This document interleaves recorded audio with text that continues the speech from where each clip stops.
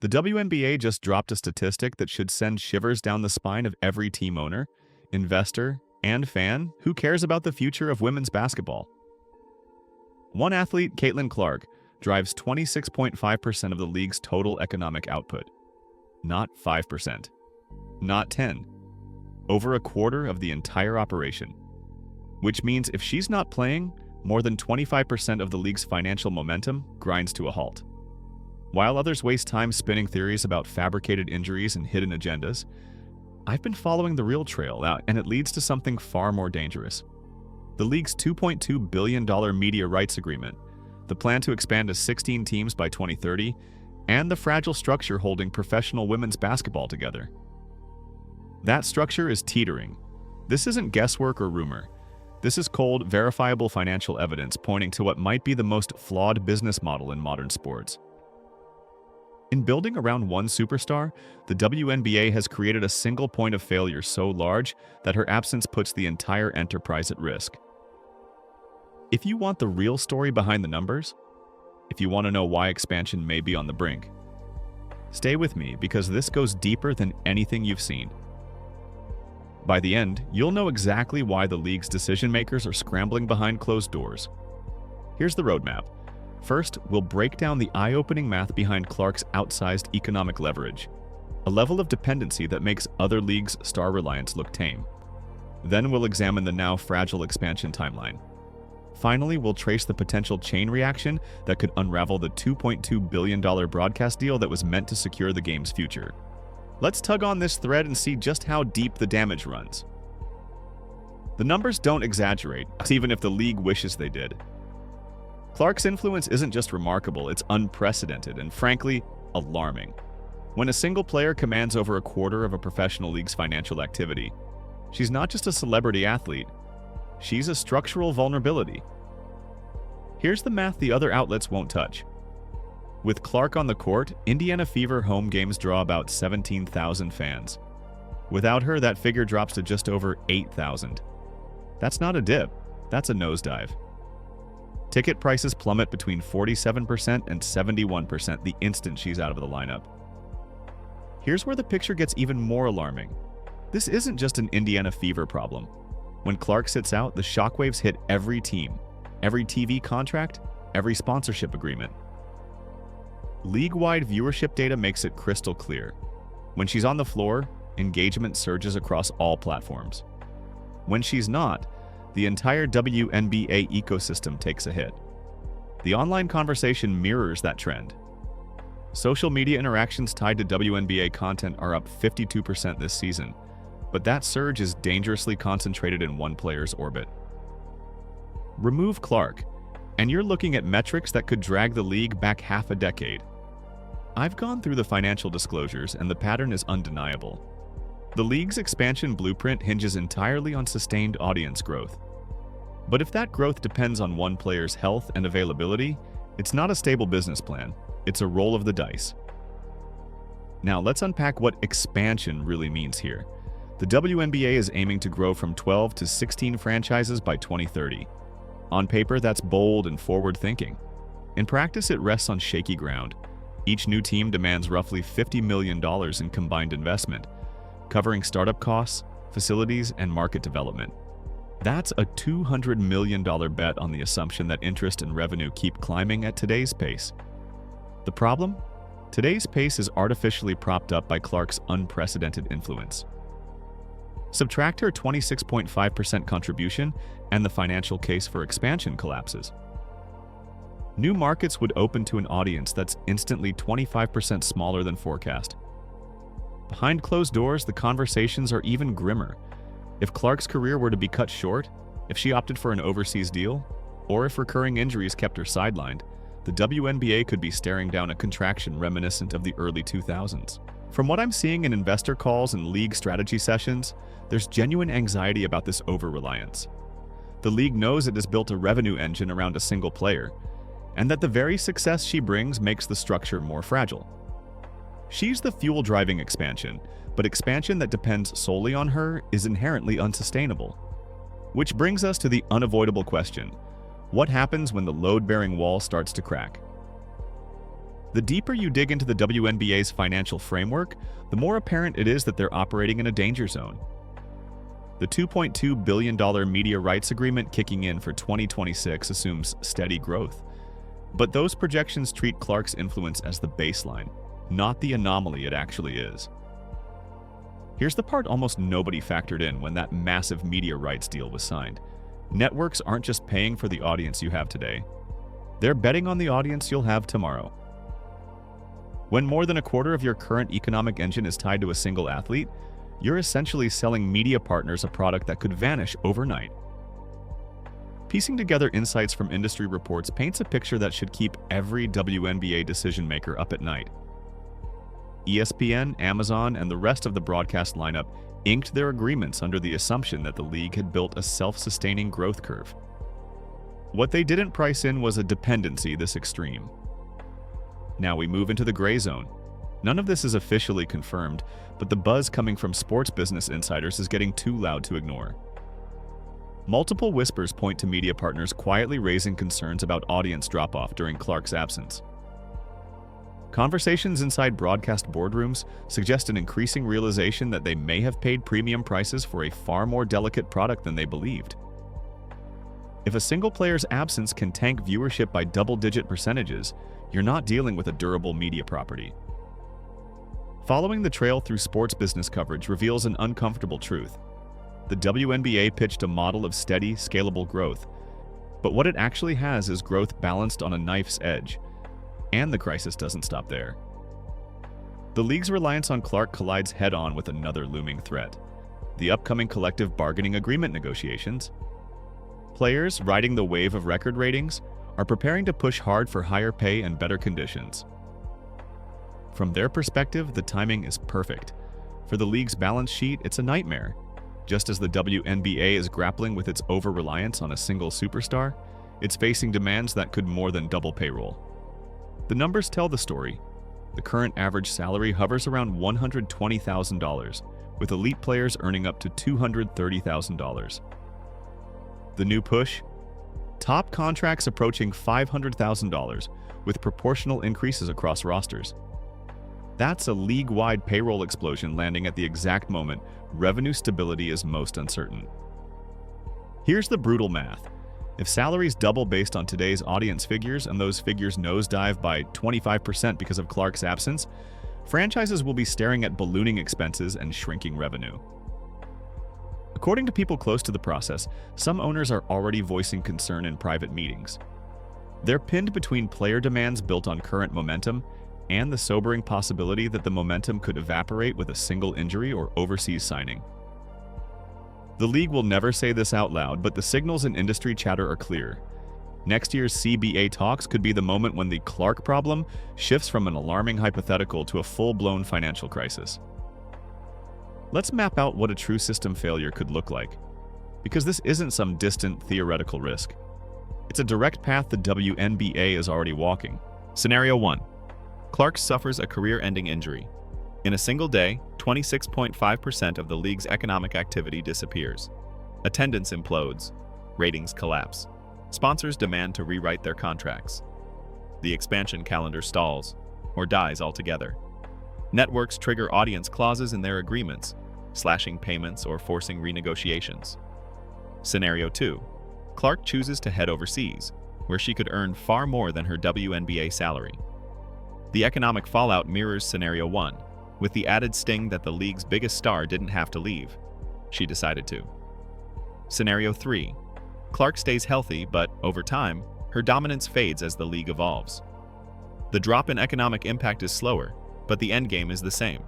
Projections built on peak performance no longer match reality, and expansion math stops working. In any version of this story, the WNBA risks a contraction echoing the early 2000s, when the league shrank from 16 teams to just 8. The difference now is that the stakes are exponentially higher.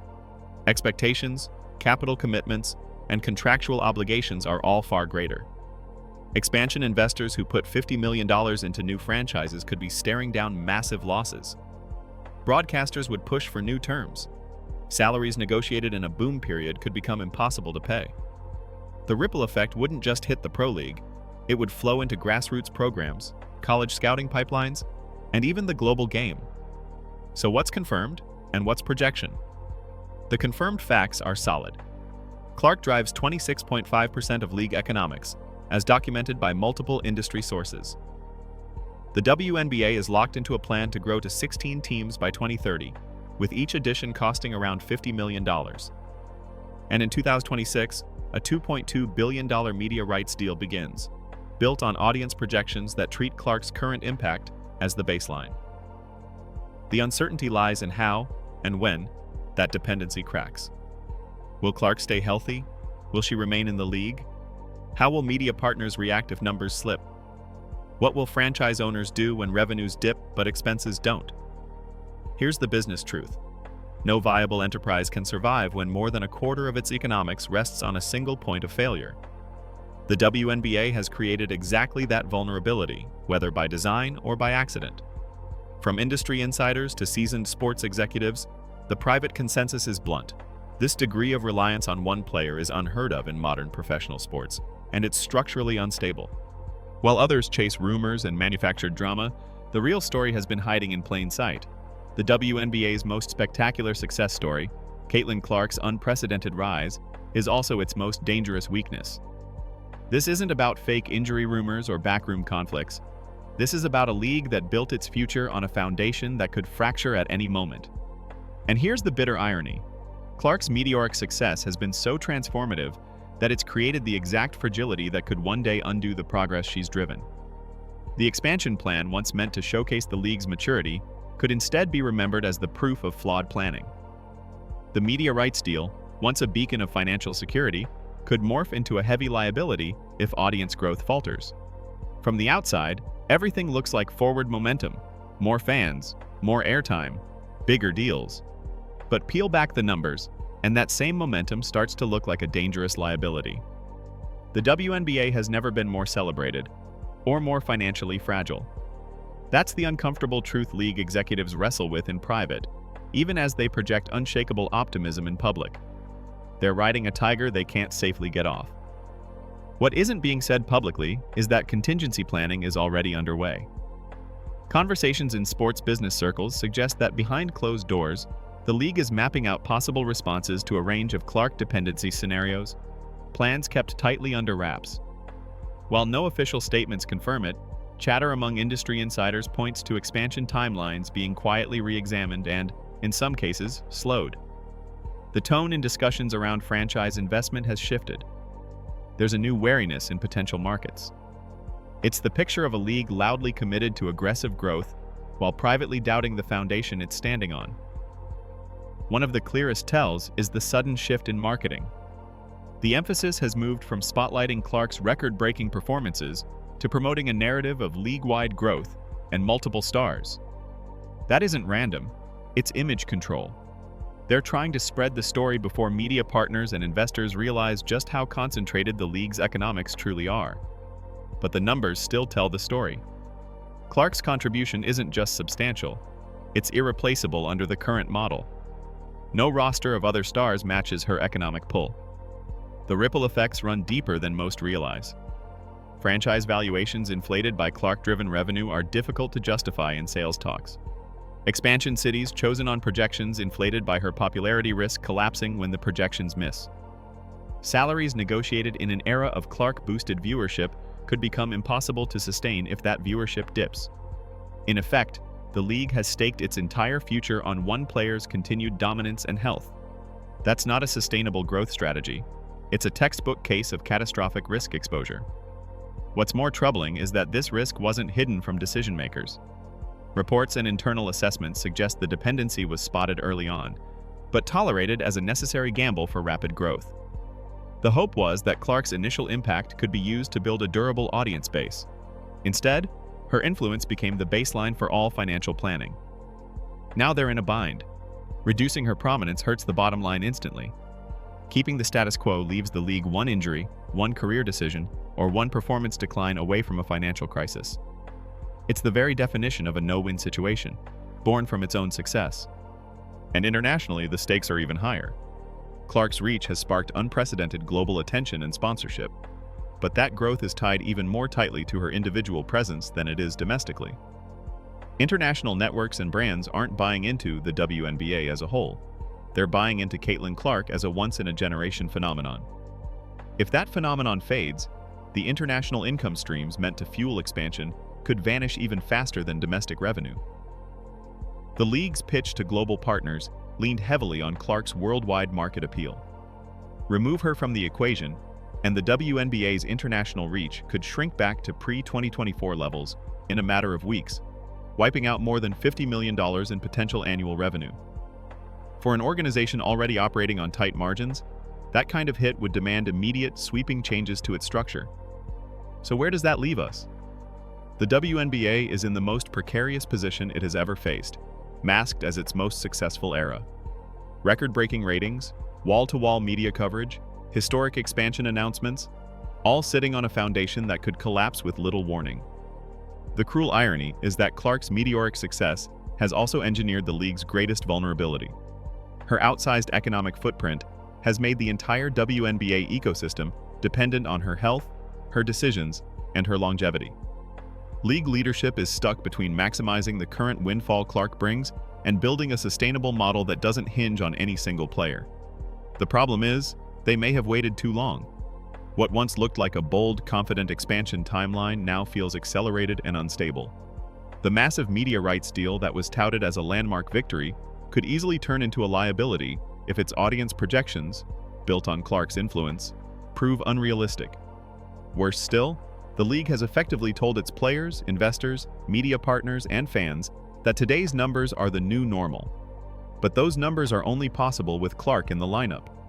That's not sustainable growth, it's a dependency model, and dependency models have a shelf life.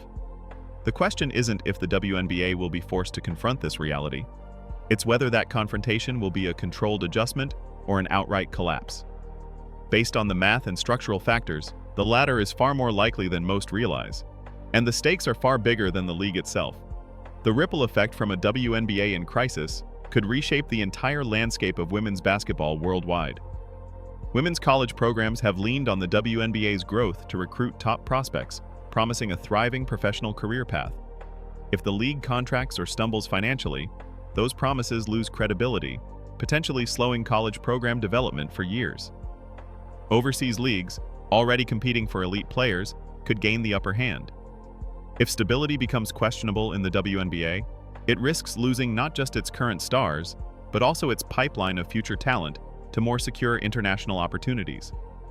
Even the Olympic program could take a hit. USA Basketball has long relied on the WNBA as its top training and development ground.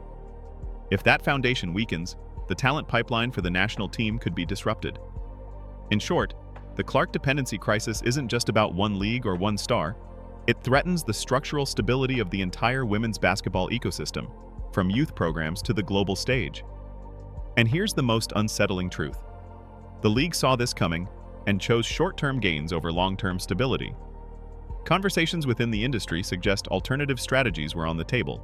Strategies that could have spread economic influence across multiple stars, slowed the expansion schedule to a more cautious pace, and negotiated media deals using more conservative audience projections. Instead, leadership doubled down on riding the Clark wave for all it was worth, gambling they could solve sustainability later. That gamble is the root of the crisis we're dissecting now. The tragedy is that Clark has been nothing but a force for good for women's basketball.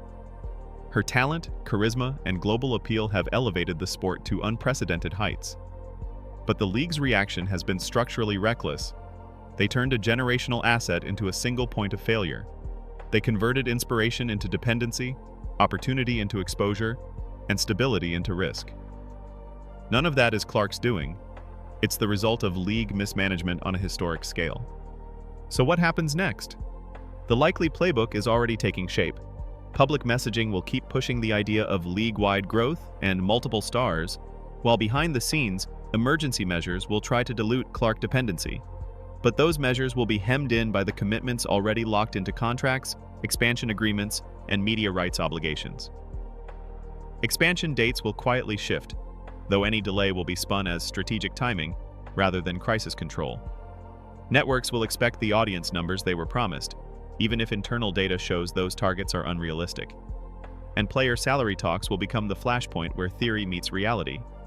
If athletes demand raises based on today's Clark-driven success, while executives privately see that success as unsustainable, the standoff could lead to work stoppages or even legal disputes. The most probable trajectory isn't a dramatic implosion, but a slow bleed. Ratings taper off, revenue contracts, expansion stalls, media rights get renegotiated downward. The net effect will be the same, a diminished league with fewer opportunities. If that plays out, the WNBA could find itself right back where it was half a decade ago, fighting for relevance, financial security, and investor trust. That's the cost of building a house of cards, even if those cards are made from genuine talent and authentic achievement. Among sports business analysts, the private consensus is shifting.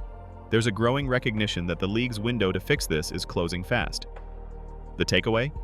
This Clark dependency is both an immediate danger and a long-term cautionary tale. The danger is that the league's current financial model isn't as durable as public statements make it sound. Expansion schedules, salary projections, and billion-dollar media deals are all tied to performance metrics that hinge on one person's continued dominance. The lesson is that even the most positive developments can become structural liabilities if they're handled poorly. The WNBA didn't use Clark's rise to build a stable foundation. It used her rise as the foundation. For fans, that means recognizing that the so-called golden era is more fragile than it appears. For players, it means understanding that salary benchmarks set in this climate may not hold. For investors, it means being wary of valuations built on inflated, player-specific metrics. And for everyone who genuinely wants women's basketball to thrive long-term, it means holding leadership accountable. The WNBA had the chance to channel Clark's breakthrough into a sustainable future. Instead, they made her success a substitute for stability. That's the most serious threat the sport has faced since the league's inception. Yet crises can also be turning points. If the league faces the problem head-on and restructures its model, it could emerge stronger, less vulnerable, and better equipped for real growth. If it keeps pretending the problem doesn't exist, it's gambling the entire sport's future on factors no one can control. That's not leadership. That's abandonment of responsibility. Which leaves us with the final question. What will you do with this knowledge?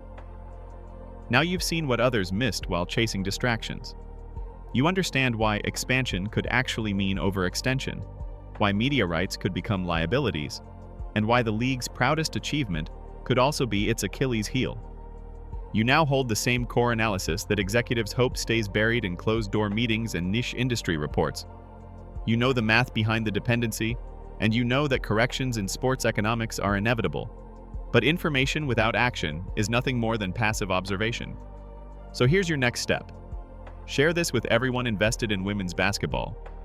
The more eyes on the real issue, the more pressure there will be to create real solutions. And demand transparency from league leaders about their risk management and contingency planning. Fans, players, and investors deserve to hear the truth about what's at stake and how the league intends to protect the sport's future. Third, push for growth strategies that spread financial influence across multiple players and revenue channels.